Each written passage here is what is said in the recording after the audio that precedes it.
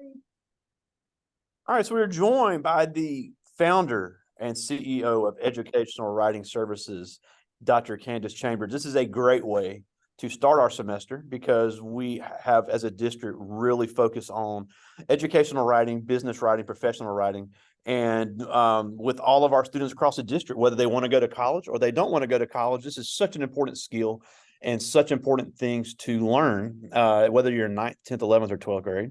And we're recording this for all of our friends in Madison County Schools, Madison Central High School, Regional High School, Germantown High School, the Academic Options Center, and our YouTube channel. So thank you so much for taking some time for us today. Oh, you're welcome, and thank you for having me. All right, so today I would like to talk about presenting your best self. All right, so crafting your resume, your cover letter, and your LinkedIn profile. So just a little bit about me, just for context. I started Education Writing Services in 2017 because I saw the need for people to understand how to write and how to write effectively. And so we provide editorial services. I work with high school students on their essays, and we do workshops just like I'm doing for you all today. I'm actually from Mississippi, but I live in Charlotte, North Carolina. I teach college English courses on the college level. And so with my experiences, I'm here today to share, tips and strategies that you can use as early as high school for your resumes and cover letters. So our two main focus areas, resume and cover letter writing. So I'll go over that first, and then we'll dive into LinkedIn profiles. So before you begin job searching, you do want to ask yourself, who am I? So think about who you are as a person, because that's going to frame exactly what type of positions that you look for, and even how you craft your resume and cover letter by having a really good idea of, where you are in your life, what type of characteristics do you have, and how would that best suit a job position. So when you're thinking about yourself, I want to start with character traits. Okay. So everybody's different. We all have different personalities, and those usually align with a job position. And so as you're thinking about what job you even want to apply to, you think about who you are as a person. So if you're a creative person, you like to draw or do paint or make videos online, maybe think of a creative job that you can go after, whether it's making cupcakes at a local cupcake eatery, cookies, things like that, something that kind of gets your creative juices flowing. If you're compassionate, animal shelter is a great place to work, somewhere whereas you can show that you have a really good heart for people or even animals. Another example is being courageous. So let's say you go after things, you're not fearful in certain areas. A lifeguard position may suit you very well. Or even resilient. So we have a lot of fast food restaurants, and people sometimes have attitudes or just bad days. And so if you're a resilient type of person, you're very patient, that type of environment actually may suit you, and you may be a good fit. So you have to think about these things before you even can start framing a resume or a cover letter, is to see if the job is really going to even be a good fit for who you are as a person. So other character traits include being ambitious, flexible, honest, humble, persistent. So just wanted to bring that up. So just so you can think about who you are before we can talk about the document. So no matter whatever position that you go after, you want to showcase your professionalism. All right. So no matter how young you are, you could be 9th grade, 10th, 11th, 12th, all the way till you become an adult, you want to showcase yourself in a professional manner. And so your resume, your cover letter, and your LinkedIn profile are items that the recruiters see before they can even meet you for an interview. And so those documents are going to be how you present your best self, so they can even want to call you in for an interview. So whatever's on the page is going to really speak to who you are, until you can actually have that face-to-face interaction. Yeah, and just to add one thing to that, because I think this is a great point as well, because we've had several local companies that hire Madison County School students right out of high school, Okay. like Nissan, Amazon, some of these that are looking for 18-year-olds ready to work. Nice. But one thing we are told straight from the companies is that they are doing social media checks on the way people are presented.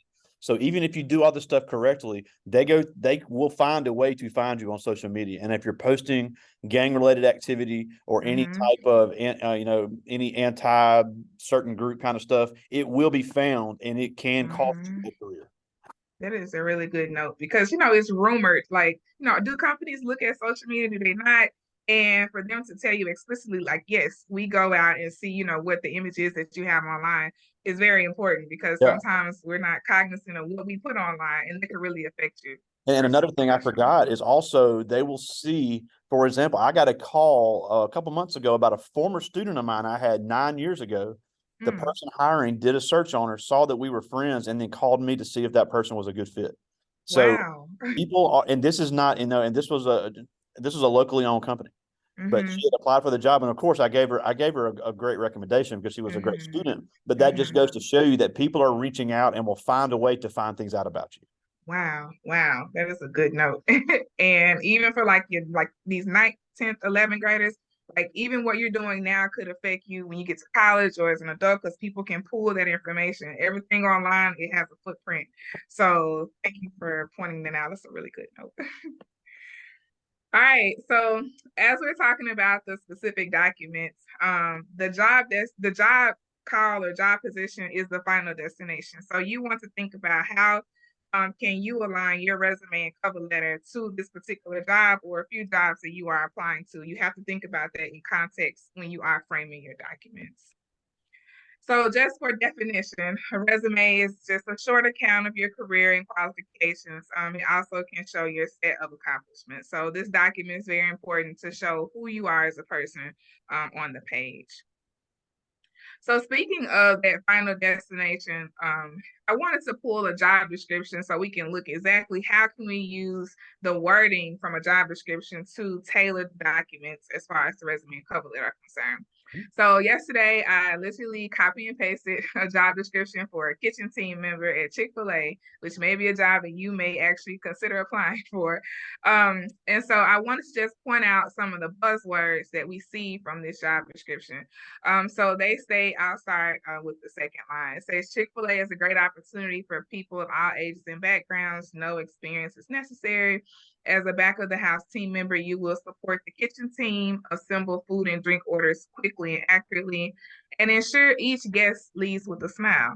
We are looking for friendly, enthusiastic people who enjoy serving customers, and we will teach you everything else you need to know. All right, so even in those two lines, they tell you pretty much who they're looking for.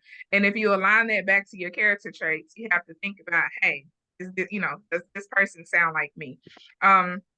So different buzzwords that you see here, support the kitchen staff, assemble the food orders quickly and accurately, right? Ensure each guest leaves with a smile. So that takes a certain personality type to have that resilient personality type to deal with, customers who may be rude, but you still ensure they have a smile. Friendly, enthusiastic people who enjoy serving customers. So these are different traits that you can look for and say, hey, am I a good fit? If you have maybe 2 or 3 job positions that you're looking to apply to, you can literally write down some of these buzzwords off the job descriptions on a sheet of paper or in your phone or a Google Doc.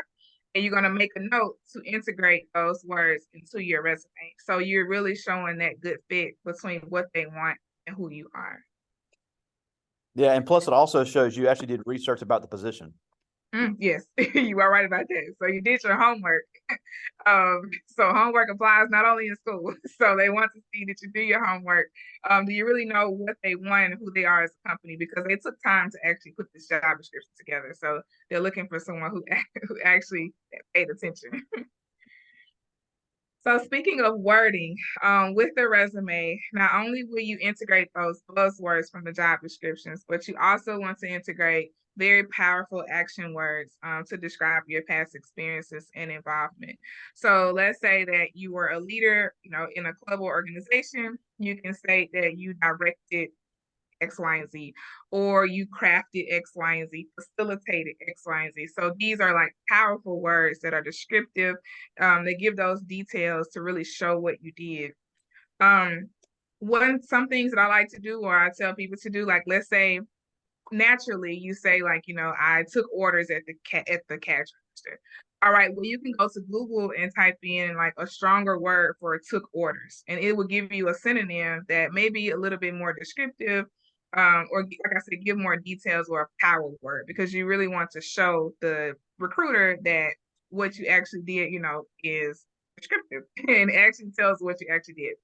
But I will say this, especially with a lot of like artificial intelligence that's popping up, or like computer generated duties or responsibilities, make sure that your statements are truthful. So you don't want to exaggerate what you did on your resume, because essentially when if they get to the interview, they can ask you about literally everything on the resume. And if you're unable to speak to those experiences, then that's a red flag. So just be aware. You don't want to make it sound so fluffy that it's not even truthful to what you actually did on your job. And so that's what I would say about wording, power words, and then also integrate those words from the job descriptions to show that match and to show that you did your homework. Yeah, and if I'm jumping ahead on you, I'm sorry, but one thing that I always, a big pet peeve of mine is, along with this, is there should be no subjective language at all. So when you find a way to word things, find a way to make it specific. Don't just put on a resume, I'm good at customer service. My thing is, I always say, good according to who? Right. You can put, I have X amount of months of customer service experience, and it's concrete. You're able to prove it, and it gives you a specific timeline that you can show how long you actually did something. Right. Exactly. No, that is true. No. That goes into that detail piece. Like you said, what did you do? How long did you do? How many people did you work with? But it gives that, like, you can read the line and say, okay, Susie did this, but it's not just her opinion on, oh, I was, what you just said that actually happens. Oh, I was a good so-and-so. And it's like, but do we really get an idea of what you actually did on the job and it makes you look role? Extremely lazy as well. I would totally agree. So here's a sample resume that I pulled just to highlight a few top tips with the resume. I won't say it's perfect, but it gives you a good idea of things you need to include. So just starting at the top, we have the person's name.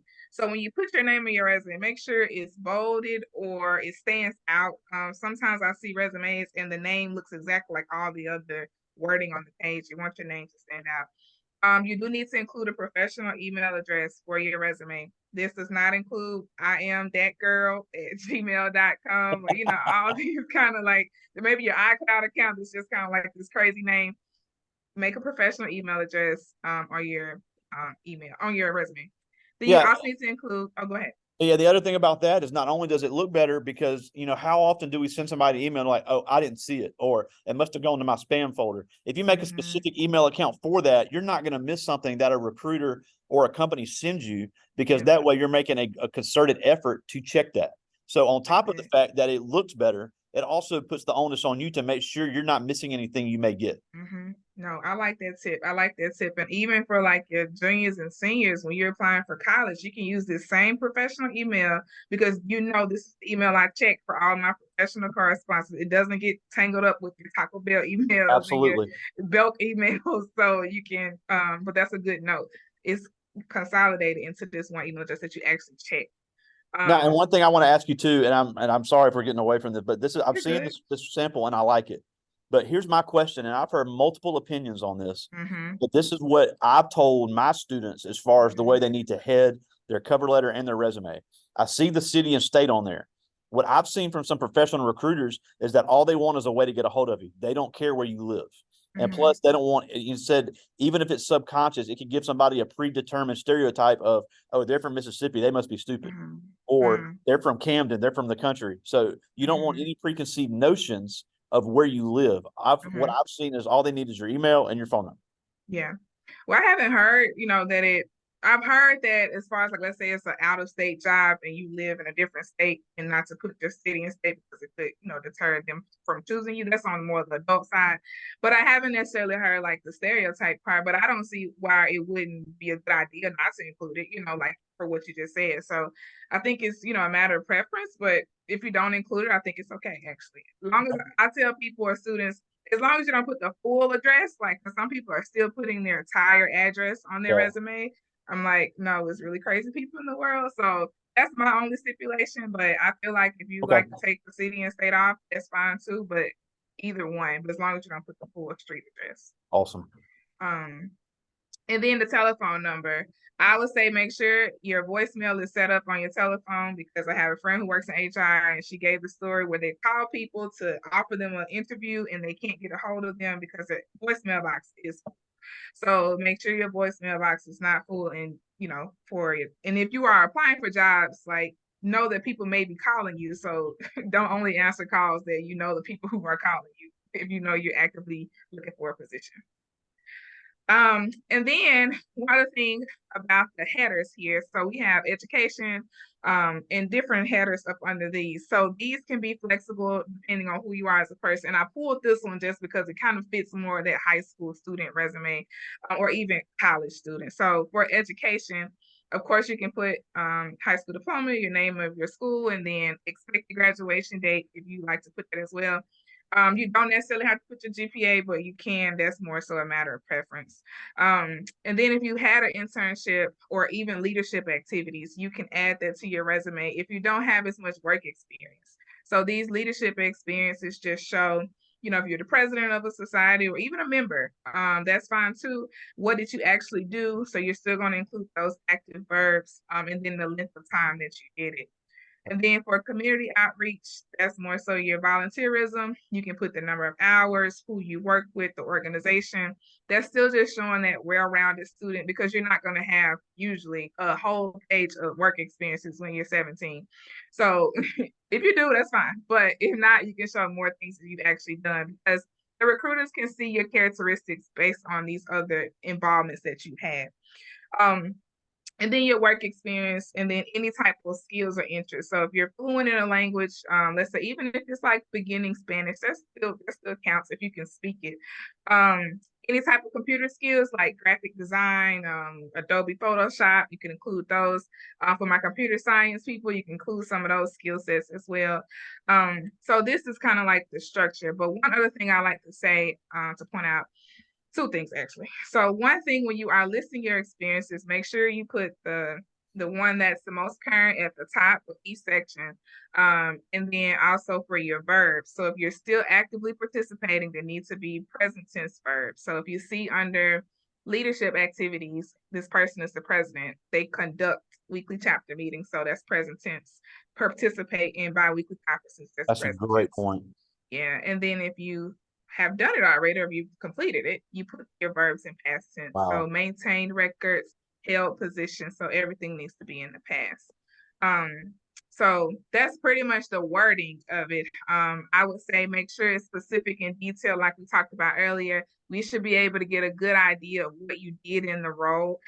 One thing you can do is go through each word of the description. Like, for example, under internship experience, it states assisted in coordinating 2 publicity events where over 100 guests attended.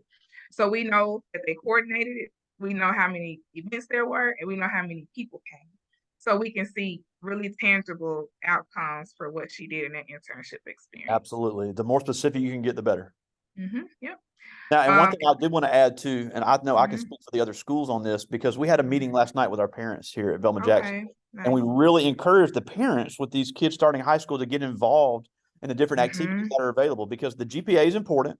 Having the, you know, the soft skills are important, but you know, right here it's a perfect example. You have somebody that did leadership activities and community service, and that's that much more they can put on a resume, which makes them Mhm. that much more of an attractive candidate for Yep. these jobs that people are very competitive about getting. No, I like that. I really like this. One side note, when I got my first job, I was in college, but my recruiter, she said the thing that she liked was I was a Girl Scout. This had nothing to do with any work experience I ever done, but it was an activity I had done in the community for quite some time. And that was one thing that she liked for the position. She pointed that out. So, like you said, get involved, even if you're a member. You don't necessarily always have to be the president, Absolutely. but you get involved, and now you have something to speak to on this resume. You know, when you're describing experiences. Make sure that you spell check and because you do not want any misspelled words, especially in today's society. We have too many tools out here that you should not have a misspelled word on your resume if you can help it. And then you do want to use bolded words. So as you can see on here, you can see the headers are bolded, like education, internship experience, leadership activities. Even they're in all caps. Those headers are in all caps. And you can also vary your font size. So the headers are actually big or larger than the text up under them. And so that just makes it aesthetically more pleasing. So don't feel the need to have like a fancy template. You want to portray the information in a clear and concise way where a person who's reading it can get an idea of who you are. So that's what I would say there. And then, yeah, that was on get a second eye. So it could be a teacher, a coach, your mom, your sister, let someone else look at it, because sometimes we can catch things, or somebody else can catch things in your resume that you just missed just because you've been really working on it. Absolutely. And last thing is save it in a Google Drive if you can, because if something happens and you lose it, you have to start all the way over again. And you can continue to update it as you have more experiences in life. Yeah, and that goes back to creating the free email address, because a lot of these, Mm-hmm. like Google gives you a few, like a pretty good amount of free space, and that's the Mm-hmm. places you can save things. So even if you break your computer, you'd still be Mm-hmm. able to recover that. Yes, and that can happen. Computers just crash, and you're like, "Where's my document?" And then briefly, the cover letter basically just explains who you are and how you're a good fit for the position in narrative form. So you have the resume, but the cover letter allows you to talk directly to the person who's doing the hiring about who you are and how it really does connect with who they want. So for an outline of a cover letter, you want to always start with some type of opening. It's usually good to put a header on the cover letter, which includes like the company's name, their address, like the dates. But this graphic starts off with the actual text. So to whom it may concern, or to the hiring manager, should be first.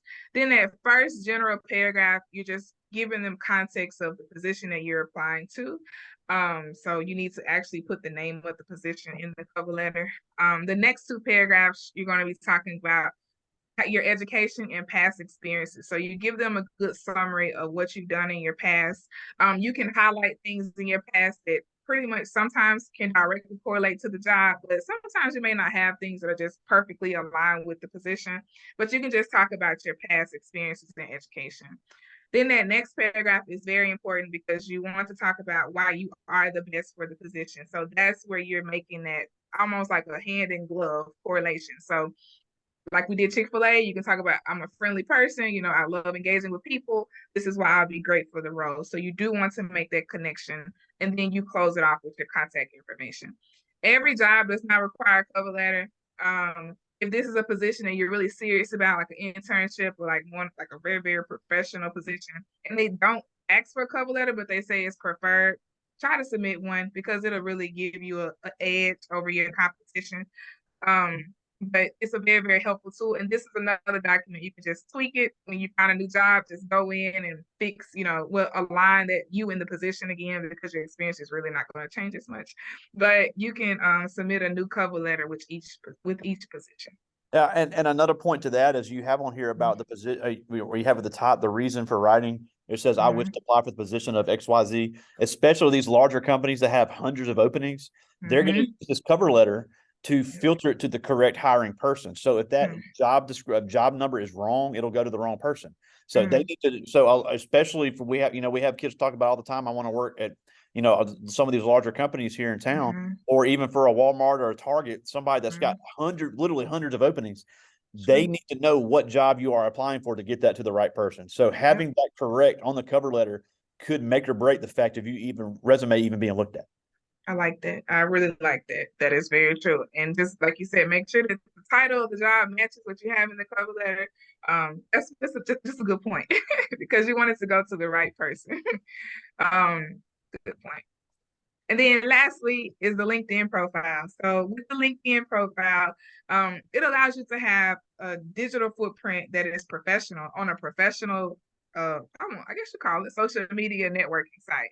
So you can begin building it in high school if you like, or you can wait till you're into college. But basically, LinkedIn allows you to connect with people who are either, connections that now, like your teachers, your community members, even people that you like to know. So when I was in college, I started to connect with people who were teachers, professors, business owners, things that I thought they were doing really interesting jobs. So I decided to send them a connection. If I had any questions for them, I could contact them.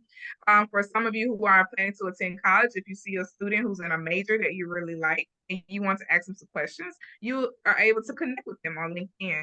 And so it's a little different than Instagram, TikTok, Facebook. It gives you an idea, a way to start establishing who you are as a young professional. And it can serve as your digital resume. So you basically can kind of copy and paste from your resume into your LinkedIn profile and really show who you are. And it really gives you a really nice, to people who are looking you up online, because if they type in your name and your LinkedIn profile comes up first, then that gives them a good impression versus like, just your Facebook or things like that. But it's a really good networking tool, and you can continue to build it and build more connections as you continue to mature. Yeah, and another thing you type on here about the digital resume, that's a great point as well, because if you want to work in a field like architecture or art or engineering, it'll give you a place where you can save all the works you've done for samples. So when you apply for on your cover letter, you can put, I have work that you can look at. If you go to XYZ profile, you can see some of the projects I've worked on in the last 2 years. Yep, that's a good note. Yep. It's a really good with documenting what you've done in the past. And it's like really long. It's a lot of different sections you can add to your LinkedIn profile that really still give them that comprehensive view of who you are. So your awards, your community service, like you say, your portfolios. So it's really a really good showcase without having a website. You don't have to go and build a fancy website. You can use LinkedIn. But that's all I have as far as content. So we can do questions and answers. Oh yeah. I mean, that was spectacular. That was really some there we go. Yeah, that was really a lot of things that we've talked about as well. And I'm glad to hear it from somebody else. Now, before I get to the students' questions, I had a few things I wanted you to talk about briefly as well. Our school district here really hits on the ACT a lot, and I know you also deal with the importance of ACT, because I know you talk to a lot of parents about how to save money going to college, and I know I can speak for every teacher that's going to see this later and every student that's going to see this later. I know they get sick of going over that ACT. However, just briefly talk about the importance of that, because even if you do want to go the trade route, those scholarships in the state of Mississippi for a junior college scholarship for ACT, that's not just for academic. That is also for career and technical. So if you wanted to go learn welding, you wanted to go learn electrical, or you wanted to go learn HVAC, you could still do that for next to nothing with a good enough ACT score. Yep, you are correct. So ACT, SAT, it opens doors as far as admissions, but also scholarships. So let's say I go 2 routes with this. So we have a lot of test optional policies right now, which have deterred a lot of students and families, from even taking the test, because they believe, hey, we just apply to college, we don't need a test score. But the test score, a lot of schools are still using it for scholarships. So if you go on different websites like Holmes, Hines, Jackson State, you will see where they say GPA and ACT or SAT score equals to free tuition, free room and board, things like that. It's not an and or. Now, you may be able to get admitted to the college without the test score, depending on the college. But as far as the money is concerned, you can actually use your ACT score to move up the ladder. So you can see at some schools, like a 20 may include, room. A 22 could include room and board. A 24 could include room, board, tuition, and a 27 could be the 4 ride. So you actually can use it to your advantage to move up the ladder. And then, like you said, on the community college route, it works the same way. So it's a lot of commercials, which when I come home, I hear the commercials. If you have a certain score, you get to come to the school for free. But at the same time, what I've seen with the community college students is placement in classes. So let's say that they graduate from high school, but they haven't taken ACT or SAT. Well, now you have to take a lot of placement exams to see which class that you're going to be in.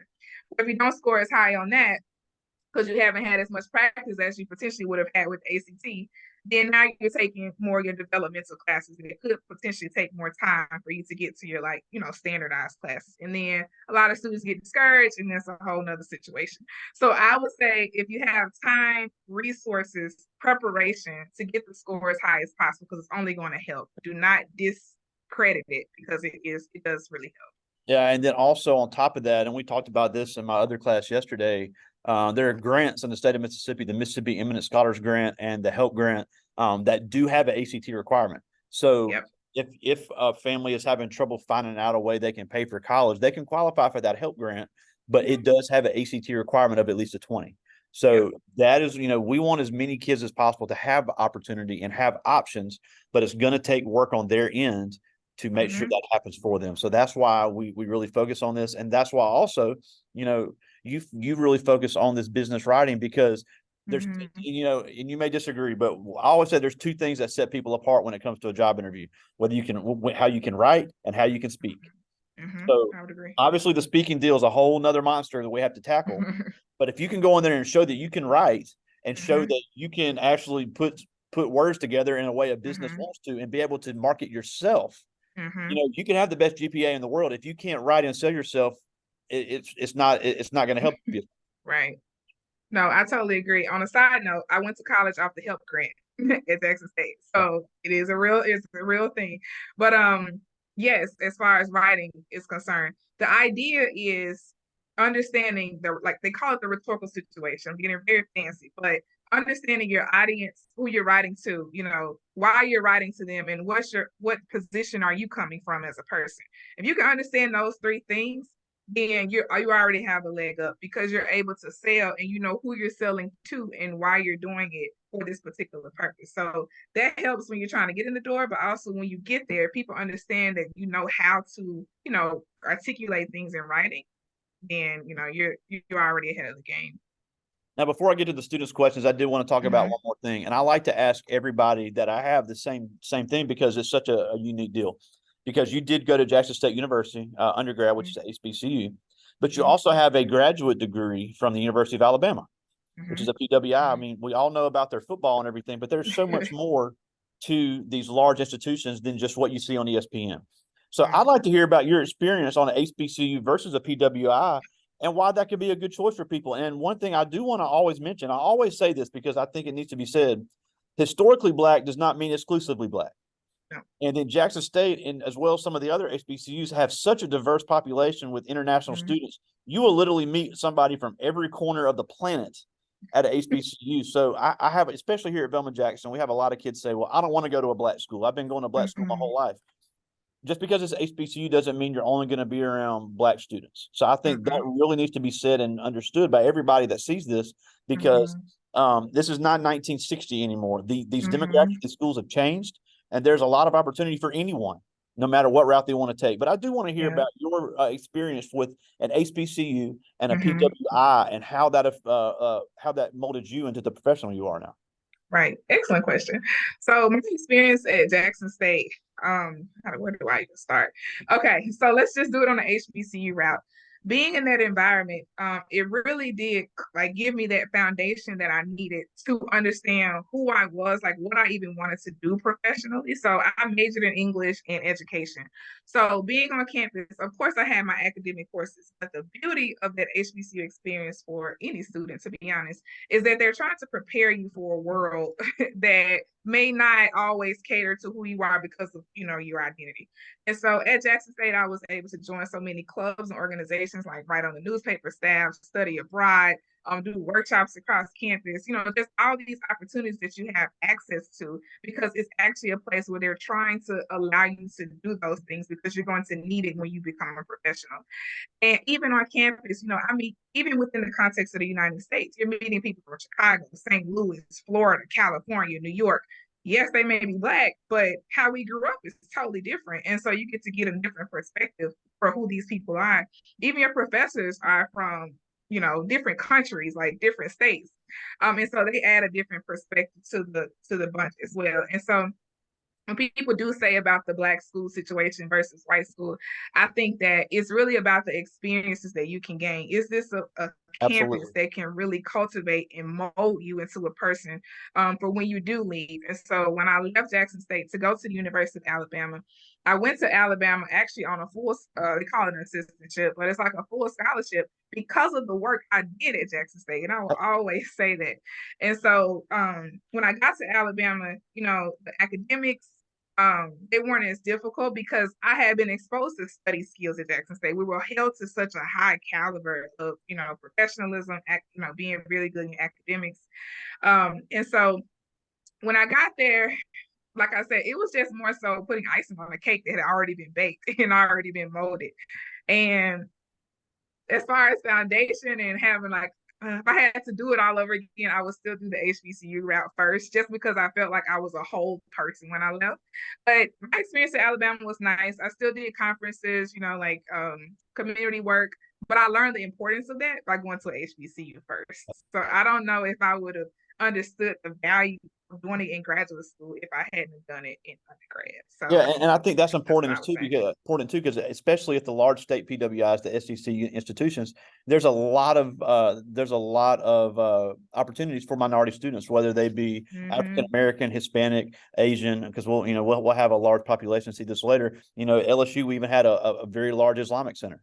So Mm-hmm. I got to experience Ramadan for the first time in my life with Mm-hmm. they really made it open to the campus. So there is a lot of opportunities just because even if you would be a minority, there's still professional opportunities. I know at Mm-hmm. LSU, when I was there for grad school, we had very large chapter of the National Society of Black Engineers. So Mm-hmm. you can find your place in any of those. And I Mm-hmm. think it's important, like you said, it'll help you find your place. And it's not just about, getting the grade. You use your opportunity to get a graduate Mm-hmm. assistantship, which I did the same thing going to LSU because Nice. that's the other thing about those big SEC schools out of state. They're not cheap. I don't care No, who they're not. they're tough to afford. So you really have to find a way to get there. But I just love hearing those perspectives on people that Mm-hmm. have HBCU and PWI degrees Mm-hmm. because they both offer so much in different ways Mm-hmm. that can really benefit a student. I I would do agree. have just a few questions from the students. Okay. Now, this first one is Michaela Job. She's a sophomore, and it says two questions. Why is it so important to have power words on your resume? Okay, Ayla, good question. So basically, those power words, they come off the page, right? They get the attention of the recruiter to actually give that detailed description of what you did. So basically, just gives more details, to be honest. So if you say like, let's see, I took a test. No, I'm sorry, I graded a test versus I evaluated the test. Like evaluated, it's just a stronger word because it just gives more emphasis on what you actually did. So like substituting those words out, to be honest, it just shows it has a more professional look. And it's usually going to be more detailed when you substitute words out. It's usually language that we speak, like we speak to each other, like just colloquial language, but you want to have that professional image and it allows your experiences to come off the page. Awesome. And now her other question is, why is a cover letter important to complement a resume? So the cover letter allows you to really articulate why you are a good fit for the position. So they can look at the resume and tell, but the cover letter allows you to actually verbalize in a narrative form why you're a good fit for the position. So it's your chance to really talk to them before talking to them. And a lot of people don't submit cover letters. And so if you have that in addition to your resume, it gives you a leg up in the process. Absolutely. This is Alexander Williams. He's a senior. And he asked, what gave you the motivation to get to the position you are today? I would say it's just a matter of understanding what's needed in the community. And I was always pretty gifted at writing, and so I saw that other people were not so much. And so I'm like, hey, let me use my gift to serve others, and actually enjoy what I do for a living. That's important. So that's why I am doing what I do now because I like it and I want to help other people to enjoy it. Absolutely. Now, this is a very interesting question. This is David Ford. He's a junior. He's a member of our fastly up moving the rank bowling team here at Velma Jackson. Oh, nice. But he asked, does having a effective resume affect how fast you can obtain a career? Hmm.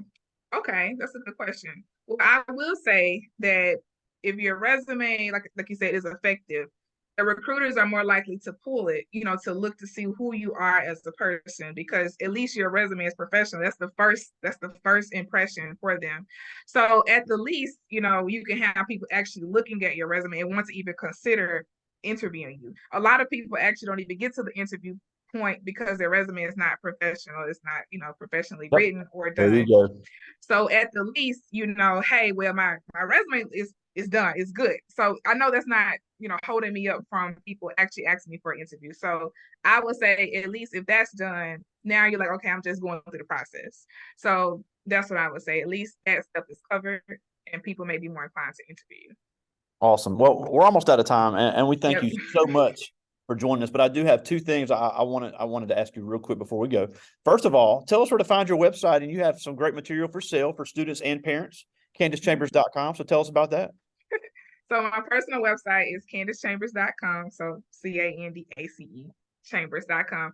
And then my business website is www.edwritingservices.org. So it's resources there for parents with students planning to attend college, workbooks on scholarship essay writing, even services for professionals like the parents themselves. But everything's based in the art of writing. So that's where they can find the information. Yeah, and it's just so important because there are parents that did not go to college that may be new to the Mhm. process. Yep. And we want everything for our young people to have that leg up on the other people applying, so they are Mhm. not missing out on opportunities. Yeah, But that's important. before we go, you are here for you, even though you're in the Emerald City now. You are from here in Mississippi as well. Yes. You grew up in the same area under the same circumstances as most of the kids that will see this, but yet you became extremely successful. Mhm. So despite the obstacles they're going to face, no Mhm. matter what it is, because of the color of their skin, because of their gender, because of their religion, because of a language barrier, no matter what it is, they're going to face obstacles. So what can Mhm. they do to overcome those same obstacles you faced to become just as successful? That's a really good question. What I would say is, starting internally, write down your goals. So write down things that even if it's a dream, like you don't even know how you could accomplish it. Write down what you are dreaming in your head is there for a reason. So write those things down. But then at the same time, seek out opportunities to fulfill those dreams. And seeking out may include talking to your teachers, people in the community, your parents. Talk to people that are more experienced than you and that are older than you who can give you sound advice to help you accomplish those dreams. But always be open to opportunities and go after things. Things are not going to come to you sometimes because of your barriers and how you identify. But it's up to you. Like life is a box of chocolates. So go after what you like, but at the same time utilize the people around you because they probably know more than you in some ways and they can actually lead you into directions that you need to go. Absolutely, man. That is such great stuff. I cannot think of a better person to start our semester and better material that we need for our kids than what you just gave us. So that was so good. We thank you so much for taking some time for us today. Candace Chambers, all the way from Charlotte, North Carolina, native of Mississippi. Thank you so much for Yeah. joining us.